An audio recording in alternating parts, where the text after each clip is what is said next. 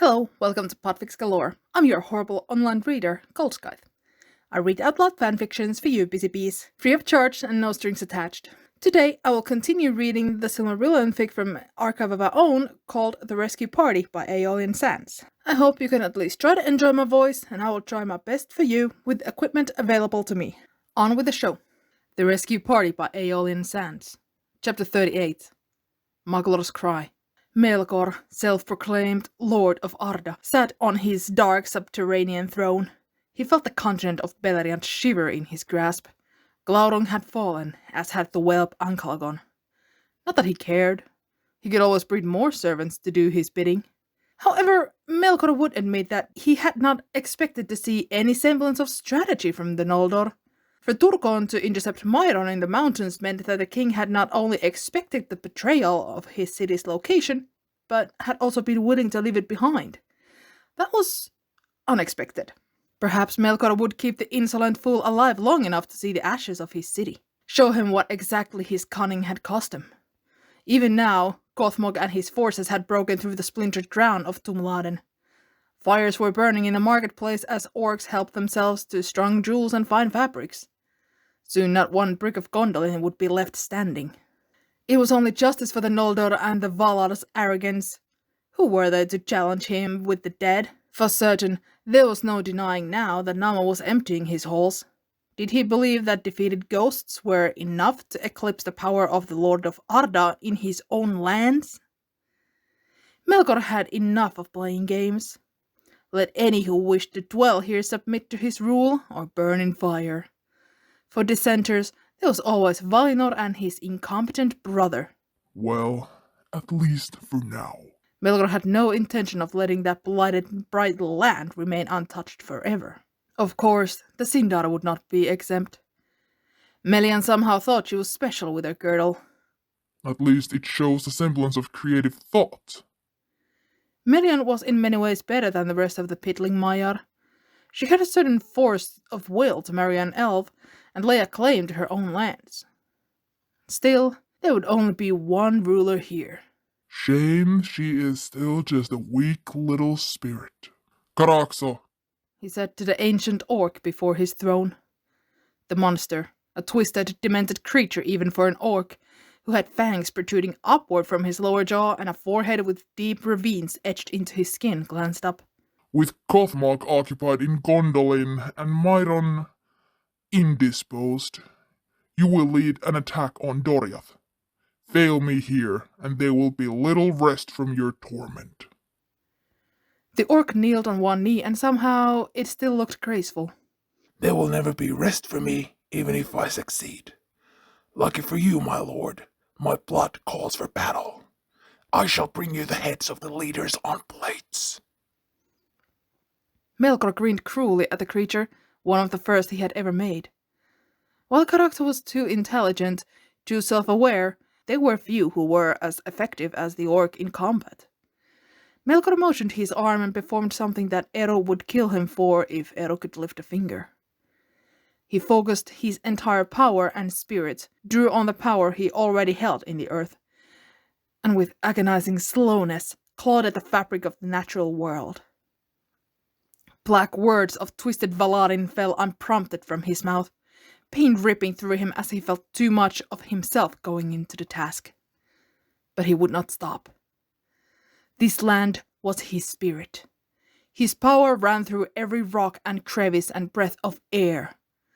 It was only natural and right for him to have complete dominion over it. Another sharp shred of pain. Melkor growled, and he felt, rather than saw, all the orcs save Caraxo flee in terror. Then the pain subsided. Melkor opened black eyes, and pride washed over him in a tidal wave. He had done it. He had done what no other Vala had dared even attempt. He had ripped the very fabric of Ea with his will.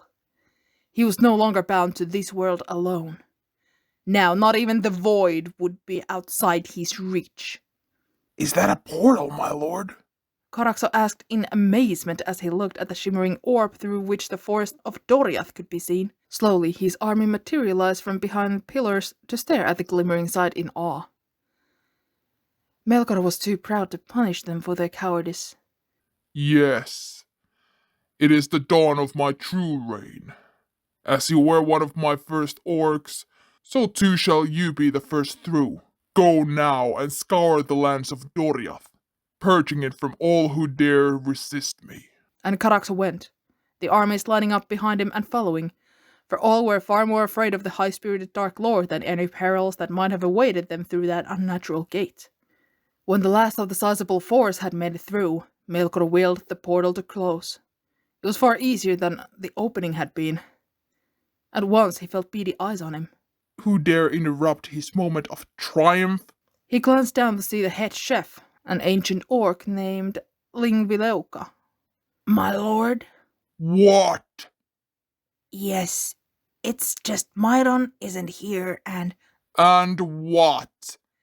Well, there are some strange noises coming from the kitchen as well. Melkor didn't want to deal with it. This was not his responsibility. He was Lord of Arda. It was Myron and Gothmog's job to deal with strange noises. Yet something piqued at the fallen Vala's spirit, something that told him that it might be worth his time to investigate. With a mountain-sized sigh, he stood from his throne and lumbered to the kitchens. He had to duck low to get through the kitchen door, but luckily the room had vaulted ceilings of stone. The stench was putrid. In one corner, tucked in a small recess with a much lower ceiling, was a round well. Two orcs were arguing. Just pull it up! It's not supposed to be so heavy. You weakling! Here, let me do it! Melkor felt an unease that soon proved itself true. Because as soon as the orcs had wrenched the bucket over the edge of the well, Melkor saw a sight that would forever scar his eyes. Fëanor, shirtless, missing half of his hair, clinging to the bucket like a drowned cat. The half-naked elf turned and saw Morgoth and the Silmarils in his crown. He screamed something, and before Melkor knew what was happening, he was jumping out of the well. The orcs holding the bucket yelled in alarm, dropping it back down the well with a resonating clang. Melkor did not hear curses from below, since he was too busy watching a mad elf lord race for the counters to grab a very large knife. Melkor realized at the worst possible moment that he had left Grond by his throne.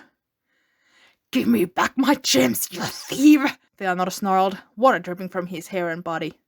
They are mine now. Of course, if you were to trade me a few sons, perhaps I would reconsider, he answered, still a bit in shock.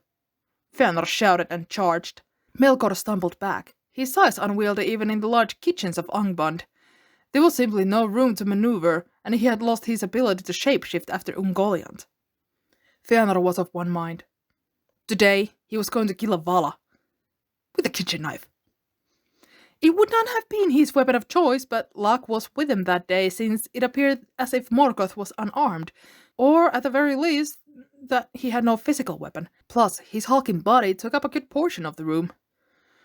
Fëanor was not one to liken himself to a bee or any such annoying pest, but for the moment, he felt as nimble as one as he charged the giant's foot. Get thee gone from my people, from my family, and from this world! He screamed, each declaration punctuated with a strike from his knife into Morgoth's ankle between two pieces of plate armor. Morgoth kicked him away so hard that Fëanor sailed across the room and landed on top of the counter in a heap. Insolent fool! Morgoth shouted, black blood seeping from the puncture wounds on his ankle. You think a carving knife can hurt me? Fëanor lifted himself on one elbow and spit blood out of his mouth. I think you have rotted on that hideous throne of yours, just like the rest of the Valar. You do not fight, except once when my weak-willed brother gave you a permanent limp. Yet you count yourself as strong? Ha! You can't even shapeshift anymore. You want to speak of strength, insect? A massive hand reached out to grab Fëanor's body, but the former king rolled out of the way, grabbing a frying pan as he did so. In one movement, he spun off the counter and hit the stone floor running, swinging the pan back to aim for Morgoth's knee. But before he could reach his foe, a fat orc intercepted him.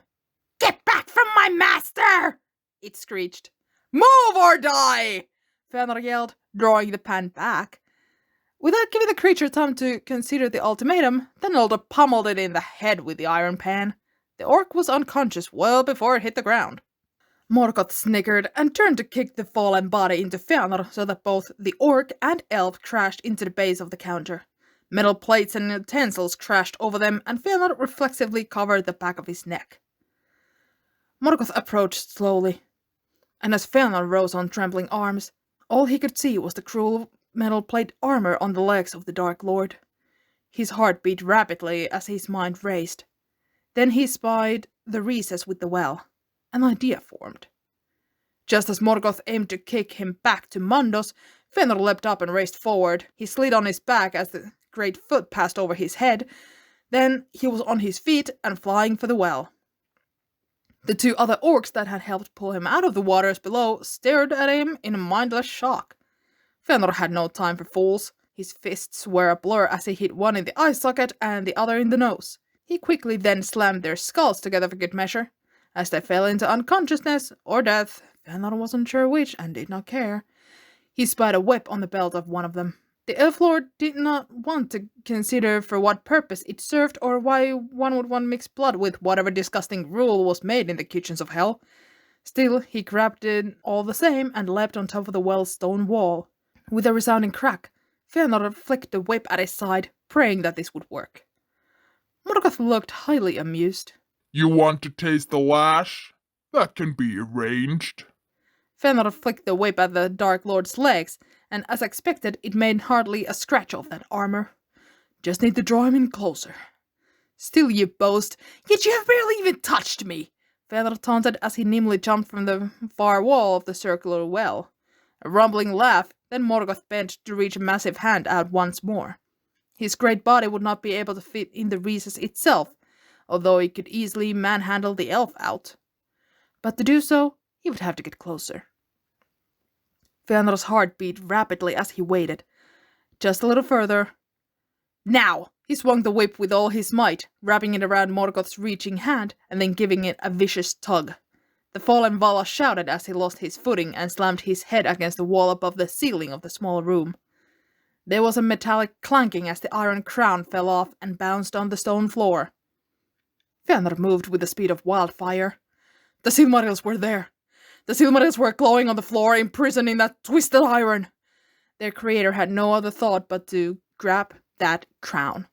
Morgoth shouted something, but Fëanor did not hear him. He dove for the fallen crown, and when he grasped it at last, the elf lord did not have time to fear or to rejoice. He knew only that he had the Silmarils in his hands and that he must return to the well. Clutching the crown tightly, he ran back into the recess just as Glorfindel was climbing out of the depths, one hand still on the rope that held on the bucket. "Move!" Fëanor commanded as he jumped for the well. Without looking behind him, without thinking anything at all, Fëanor cleared the stone walls in one jump and dove down into the dark abyss. Ecthelion stared in shock at the gleaming arc falling from on high. "By Ero, he has the Silmarils!" he told Rog. Before the other elf could reply, there was a splash as Fëanor hit the water. Soon he was swimming alongside them. "Time to go!" he said, before quickly swimming away. Ecthelion frowned, but didn't exactly want to stay either. Soon they were all swimming as fast as they could, away from the well and the kitchens above them. Yet the mountain cavern shook with angry footsteps. This was soon followed by the sound of destruction. "He has groaned!" Glorfindel shouted from behind, having since jumped himself. "He's going to destroy the ceiling and follow us!" As if to prove his words, a massive chunk of stone fell from above their heads. Ecthelion decided he did not particularly want to fight Morgoth, especially in the water. Not that his thoughts mattered. They had not made it 100 more yards when the ceiling completely shattered and the Vala of Chaos stepped down into the flooded caverns. "I didn't know he liked water," Adadhel whispered just before something like an earthquake hit them and all the water started flowing backwards as if draining. "He definitely does not!" shouted Rog as they were drawn back towards their foe in a now rushing current. Ecthelion craned his head back to see Morgoth pulling his mace out of the floor of the cavern, evidently having struck a hole to drain the water and pull his prey effortlessly to where he now stood, a black creature in black armor. "Are you ready for round 2? He asked Glorfindel. "First a Balrog, now a Vala." "I think we should have been happy with the first victory," Glorfindel grimaced. "If one were to woo Artanis, how would he do it?" Orofer asked Maglor. Asking for a friend, of course. That friend, in fact, he pointed towards blushing Celeborn. The three of them sat on horseback on the western edge of Doriath, waiting. Thus far, it had been unnaturally quiet, and only the distant smoke and frequent shaking of the earth revealed that anything was wrong. One does not want to woo Artanis, Maglor warned. But Lord Celeborn has decided to do it anyway. The least we can do is offer him our aid. Maglor shrugged. He was truly being quite broody, in Orofer's opinion. She likes flowers, golden ones, if you can find them, the Noldor replied. Orofer waited for Celeborn's response when the air around them rippled. In the clearing across from them, the scenery appeared to rescind, the open grasslands replaced by the images of black stone on fire. From this hellscape, hordes of orcs began to pour out. Oh no, murmured Celeborn as he reached for his sword. Orofer drew twin daggers from his belt. Nice to see another dual wielder, Maglor noted as he unsheathed both of his deadly blades. Orofer heard a remark from Celeborn in his mind even before he voiced it. Only because this one is not strong enough to carry swords. Oh, do shut up, my lord Celeborn. Even Maglor snickered. Then he took a deep breath and gave himself a moment to prepare for battle. He felt Nanda breathing steadily beneath him. He saw the orcs with their twisted weapons pour out of the air. Today, his men were not behind him. Most of his loyal brothers in arms would never ride with him again. Are our lives meaningless? He had asked a young elf, one of the few that had survived the flames as they both lay heavily wounded in a horse-drawn cart. All who died in the fires? Were their lives so meaningless? What are we doing here in this cruel, frozen world? No, the young one had answered. Maglor was surprised that he had even heard. Surely this child would not make it through the night despite the efforts of the overworked healer and Maglor's own quiet songs. Their lives were not meaningless, because we remember them, because we live on and refuse to forget them. When Maglor spurned Nanda forward, a war cry leaving his throat, he refused to forget. His sword sang as they cleaved the first foe, and the horse and the rider became a deadly blur of steel and motion. Caraxo, the ancient orc leader, oversaw the beginnings of a battle on a small knoll just behind his master's portal. His wicked grin was split only by his jagged fangs. The elves defending the forest were mostly archers. They fell like blades of grass to the might of his horde. Only a few stood out. According to reports from his spy, there was an exceptional archer fighting alongside the mace-bearer in the north. Here, on the main front, he only saw 3 standouts. A quick, golden-haired elf with twin daggers, a silver-haired swordsman, and a dark-haired horseman wielding dual swords. He reached for the horn at his waist and blew one long signal. His troops knew what that meant, as it was Caraxo's signature strategy. Cut the leaders off from their army. For there was an ancient memory that lived in Caraxo's heart, of a time before. A memory of defeat, and what it was to see one's lady and friend beheaded on the field of battle. Caraxo dared not dwell further on this only memory of the time before. He used it only to his advantage and to serve his master. He laughed darkly as he watched the orcs plow through the flimsy line of archers. The 3 leaders had already taken far too many lives, but they could not fight in every direction at once. Soon, the net would close. Then he would haul the 3 of them and throw them down in front of the forest that spawned them. He would kill them one by one, and laugh as the red blood flowed and the few remaining cowards in the trees lost all will and all hope to continue their pointless defense. Celeborn's sword was an extension of his own self as he danced.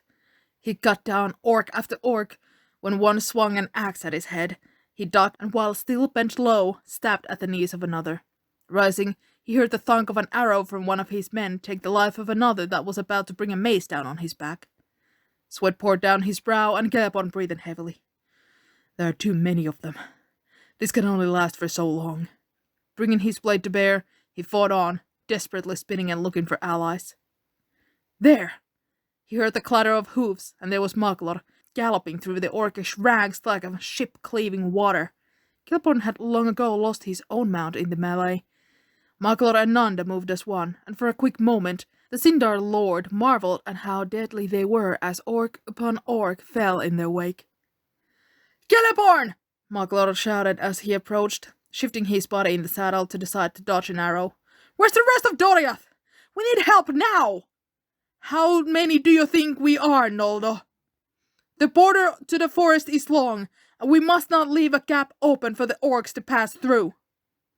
Maglor frowned as his horse reared and struck a great monstrous-looking orc in the face with a hoof.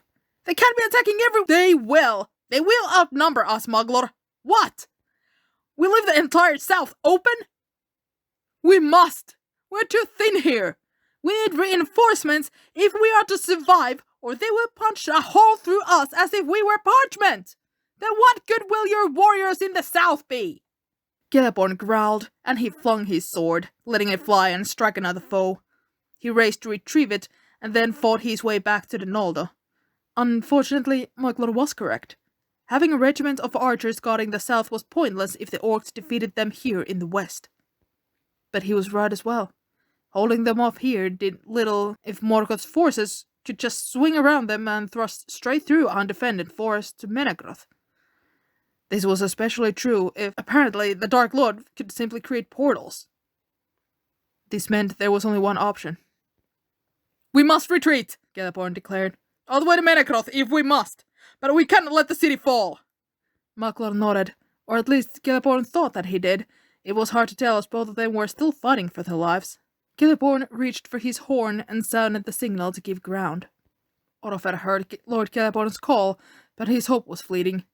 He was fast with his daggers, darting in and out of the orcish ranks on foot, but even as he made his way back towards the forest, he only found more and more orcs. The occasional covering arrow became less and less frequent until the Sinda thought that he might as well be the only one alive. Where in the Iron Hells is everyone? Maglor and Nanda had gotten separated from Celeborn. The singer felt his hair plastering to his face and knew that adrenaline was covering for the many cuts and wounds he continued to sustain. All around him, he only saw enemies. Nanda reared again to strike out at the encircling masses, and Maglor felt at once her weariness. He placed a gentle hand on her neck and sang soft healing words to her. He felt her stand just a bit taller as his song finished its work. The memory of his lessons from Melian began to press harder and harder against the walls of his heart. He recalled the dream of the valley, where he had almost harnessed power beyond his own, the power that echoed still from the Aino Lindale. Only, even in that vision, an orc with a lock of red hair had been enough to distract him. Maglor thrust all thoughts of his brothers aside. He fought best when he lost himself to the dance of the blades. Maglor! Someone was calling his name. Maglor snapped his eyes open as he disarmed another attacker. Someone was calling his name in Quenya, and it certainly wasn't Melian. Suddenly, the hordes around him stopped attacking, Nanda breathing heavily beneath them. Maglor's own heart pounded in his chest. Look what I found! An orc with upturned fangs laughed as he marched through the hideous troops, one large hand clasped around the neck of someone with red hair who was stumbling, struggling to keep footing.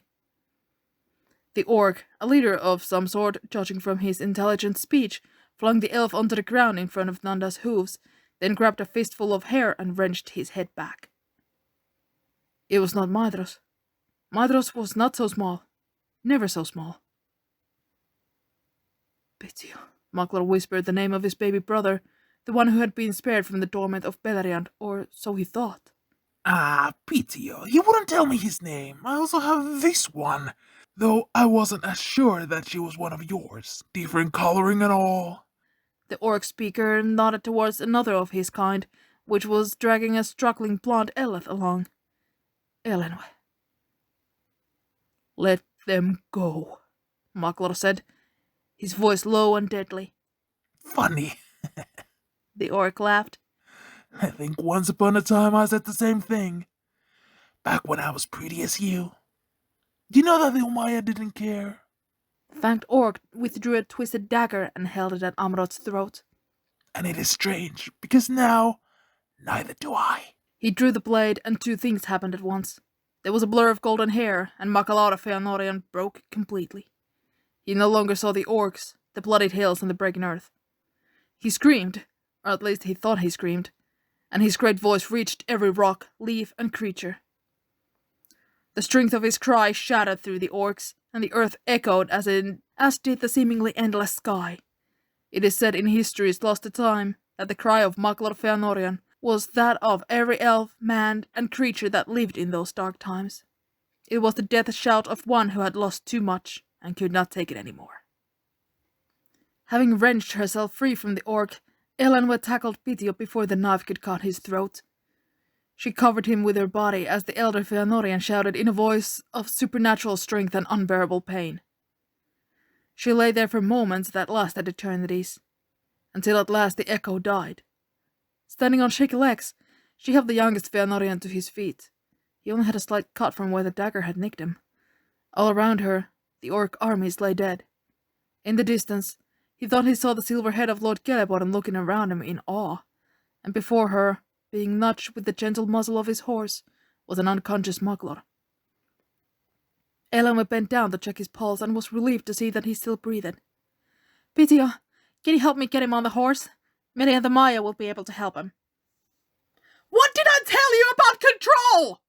Someone was shouting at him. Maglor forced one eye open to see an absolutely furious Melian tie a bandage around his upper arm tighter than was necessary. Pitio, I am right here, brother, Amrod answered, smiling awkwardly. But Elenwe was able to knock the dagger aside, and you took care of the orcs. Oh, you took care of them all right, Melian fumed. Very nearly leveled the entire forest, too.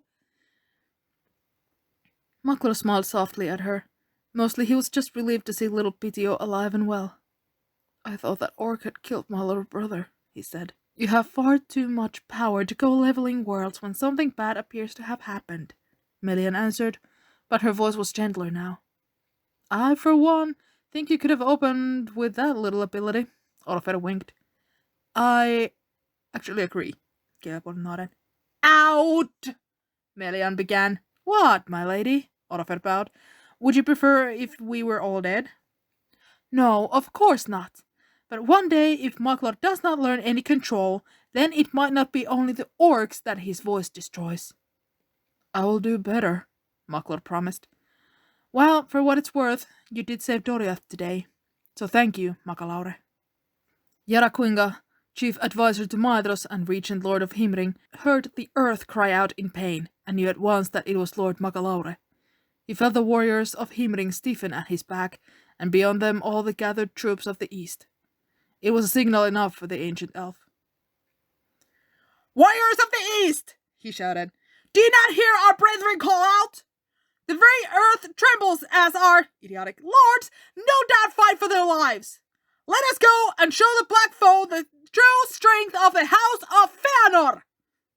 And with thundering hoofs, they took off westward across the plains of Unfauglith. End of chapter 38. Stay tuned.